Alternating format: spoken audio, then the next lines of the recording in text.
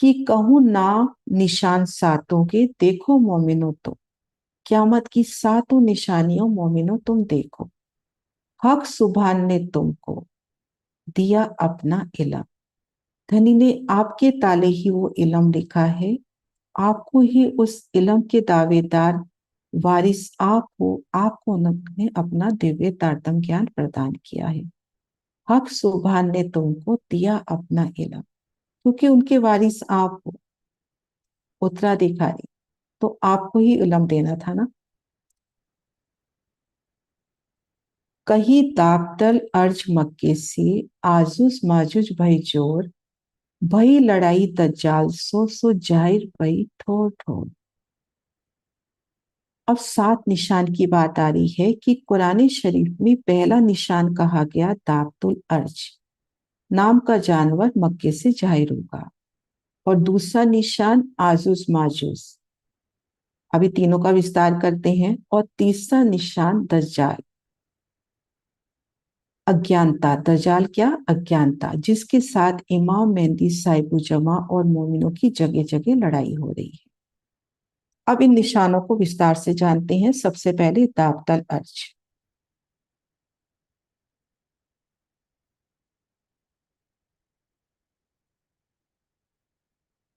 क्यामत के समय दाबतुल अर्ज के नाम से एक विचित्र प्राणी संसार में प्रकट होगा, जिसकी छाती बाघ की, पीठ लोमड़ी की, गर्दन मुर्गे की, कान हाथी के, पहाड़ी बैल की तरह तीक्ष्ण सींग होंगे, आंखें सुअर की और चेहरा मनुष्य जैसा होगा। अब इसका तात्पर्य क्या है? कि अधर्म बढ़ जाएगा और मनुष्यों की जो वृत्ति है ना, वो पशु वृत्ति हो जाएगी। उनके व्यवहार में दया नहीं रहेगी। छाती बाघ की, उनके अंदर कोई दया नहीं है। ईर्ष्या, अहंकार, काम वृत्ति, अश्लीलता आदि दुर्गुण दिखाई देंगे। पीठ लोमड़ी की, धर्म का भार वो नहीं उठा सकते। गर्दन मुर्गे की, जैसे मुर्गे की गर्दन झुकती नहीं है, तो हम कभी धर्म स्थानों पे धनी के सन्मुख झुकेंगे नहीं। वो मनुष्य कान हाथी के, तो उसको कभी धार्मिक बात तो सुनाई ही नहीं देगी। पहाड़ी बैल की तरह शिक्षणशील, आंखें सुअर की, हमेशा गलत जगहों पे आंखें उनकी निगाहें जाएंगी। तो उनके व्यवहार में दयाहीनता, ईर्ष्या, अहंकार, काम वृद्धि, अश्लीलता आदि दुर्गुण बहुत ज्यादा दिखाई देंगे। यही वृत्ति वाले मनुष्य ही दाबतुल अर्ज है। कोई विचित्र प्राणी नहीं, मनुष्यों की वृत्ति ऐसे हो जाएगी। दाबतुल अर्ज इन्हीं यही मनुष्य है जिनकी ये वृत्ति हो गई। और धर्म और विभिन्न स्थानों पर, संस्थानों के बड़े बड़े स्थानों पर, पदों पर वो आसीन होंगे और समग्र वृक्ष में फैल जाएंगे। यही क्यामत के समय की पहली निशानी है। और जो ये वास्तविक रहस्य नहीं जानते, तो वो इस तरीके दाबतुल अर्श नामक प्राणी का इंतजार कर रहे हैं। जबकि उसका बायतूनी मायना क्या है? कि मनुष्य ऐसे हो जाएंगे जिनके अंदर बिल्कुल दया नहीं रहेगी, धर्म के प्रति कोई आस्था नहीं रहेगी, धर्म की बात सुनना पसंद नहीं करेंगे।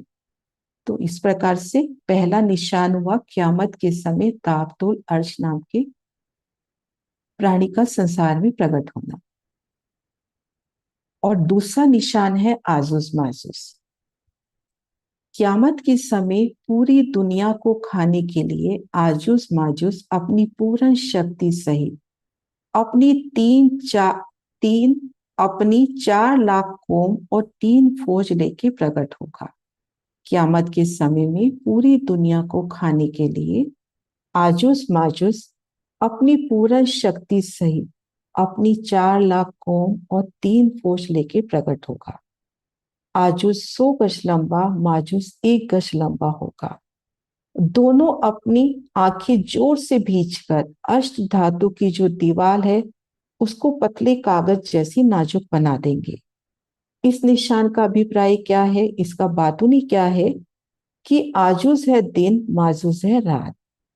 और अष्ट धातु की दीवार है मनुष्य का स्थूल शरीर, जो रस, रक्त, मांस, मज्जा, भेद, अस्थि, शुक्र और ओज का बना हुआ है। अष्ट धातु का बना मनुष्य का शरीर, स्थूल शरीर।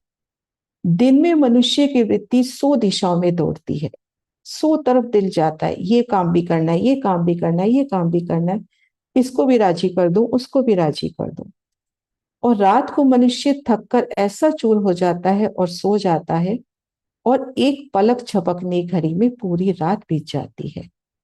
तो इस तरह से जो अमूल्य जीवन हमको मिला, जिससे परमात्मा को हम पा सकते हैं, वो अमूल्य मानव जीवन आत्म चिंतन के बिना, शहूर के बिना, वाणी चर्चा के बिना, चितवन के बिना, संसार की व्यवस्था में, संसार की उन व्यस्त घड़ियों में, संसार के कामों में निरर्थक बर्बाद हो रहा है। मोहम्मद रसूल साहब की समय से लेकर कुंभ के मेले तक, यानी 1735 तक 1100 साल होते हैं, जिनमें 4 लाख दिन रात होते हैं। यही 4 लाख कुंभ है।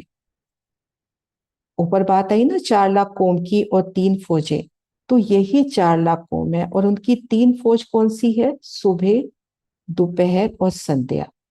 संवत 1735 से ब्रह्म ज्ञान के प्रकाश से क्यामत शुरू हो चुकी है, आत्म जागृति हो चुका है शुरू। अब पार ब्रह्म प्रेतम की ध्यान चितवन सेवा में हमें समर्पित होना है, तभी हम इस काल चक्र में से मुक्त हो सकता है मनुष्य। तो ये हो गया क्यामत का दूसरा निशान कुरान के हिसाब से।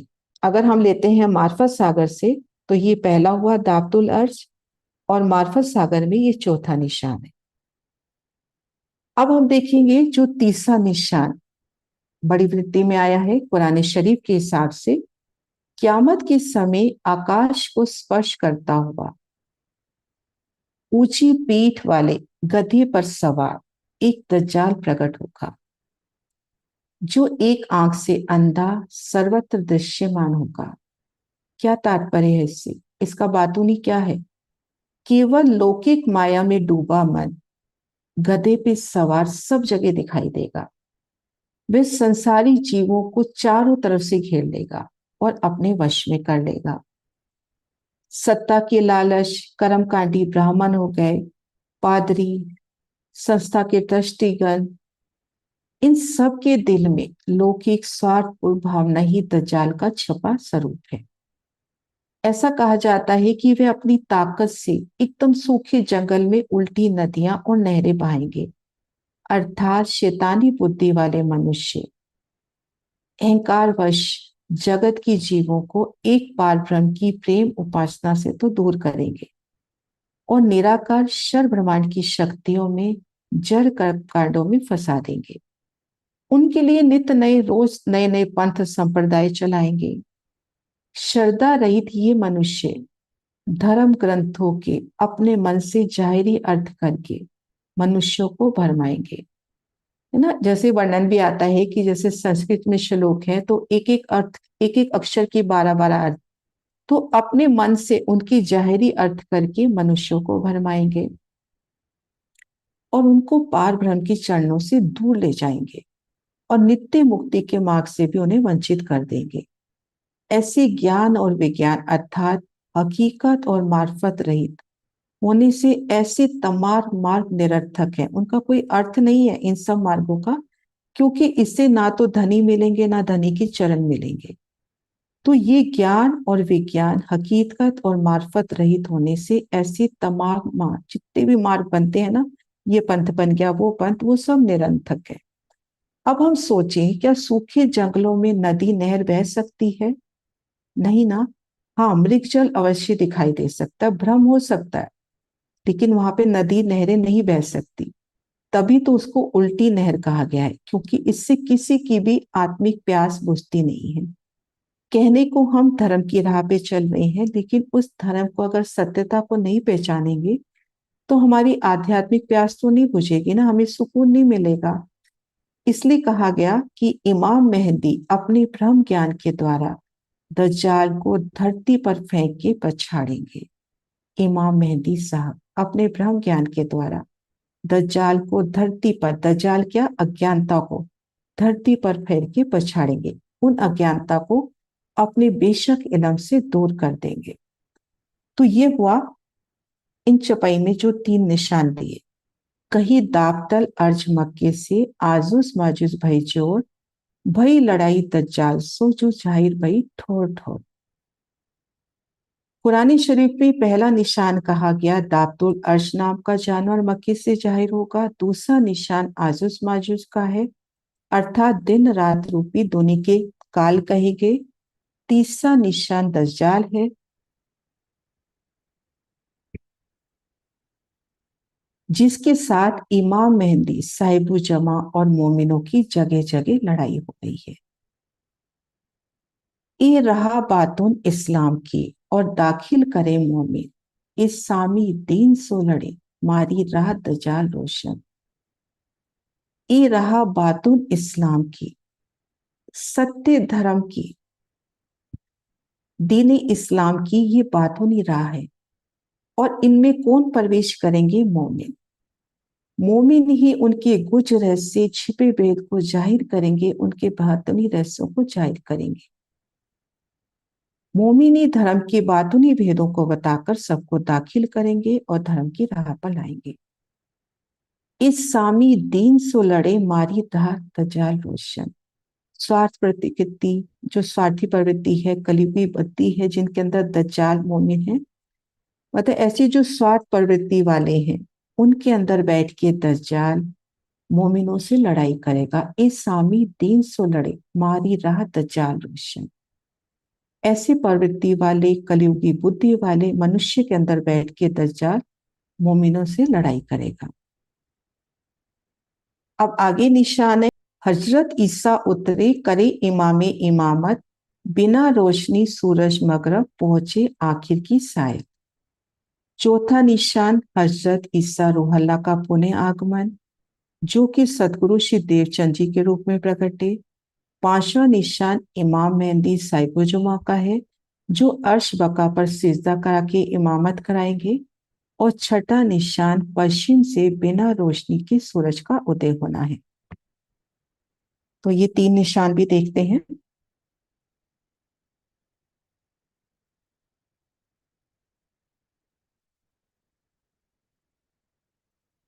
ये देखिए, क्यामत के समय ईसा रूहल्ला नकाब पर्दे में आएंगी, वो 2 जामे पहनेगी। इस निशान का क्या तात्पर्य है, क्या बातूनी मायना है कि अल्लाह पार ब्रह्म की रूह आनंद स्वरूपा श्री श्यामा महारानी श्री निजानंद स्वामी धनी श्री देवचंद जी हैं, जिन्होंने ब्रह्म ज्ञान को खोलने की तारतम रूपी कुंजी प्रदान की। वो ही श्यामा जी की शक्ति स्वरूप श्री देवचंद जी के अंतर ध्यान होने के बाद श्री महाराज के तन में विराजमान हुई। और जागनी लीला की पर्दे में आने का क्या तात्पर्य है कि ईसा रूहल्ला बिन मुस्लिम को यानी हिंदू तन में आकर मूल घर की बातें जाहिर करेंगी। कुरान को मात्र शरीयत की सीमा में बांधकर मानने वाले जो लोग हैं, वो ईसा रूहल्ला को अपनी कौम में ही ढूंढ रहे हैं, इसलिए उनकी सीमित लौकिक दृष्टि में पर्दे का रूप बना रहेगा। तो ये हो गया चौथा निशान।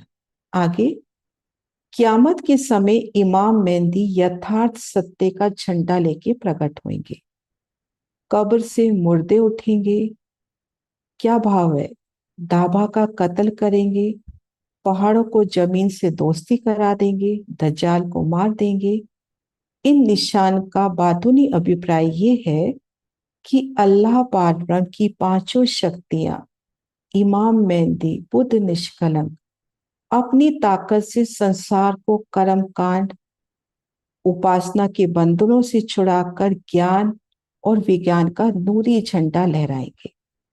शरीयत और तरीकत से हटाकर हकीकत और मार्फत की राह पर लाएंगे। शरीर रूपी कब्र में सोई हुई आत्माओं को जागृत करेंगे। सच्चिदानंद पार ब्रह्म हक शिरा जी के मेल से संसार में एक सत्य सनातन धर्म हकीकी दीन का झंडा स्थापित होगा।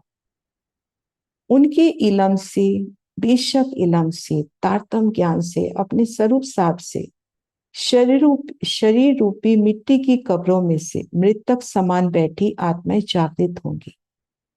पार्श्विक प्रवृत्तियों के वाले प्रतीक दाभा का यानी अज्ञानता का कत्ल होगा, अज्ञानता दूर होगी।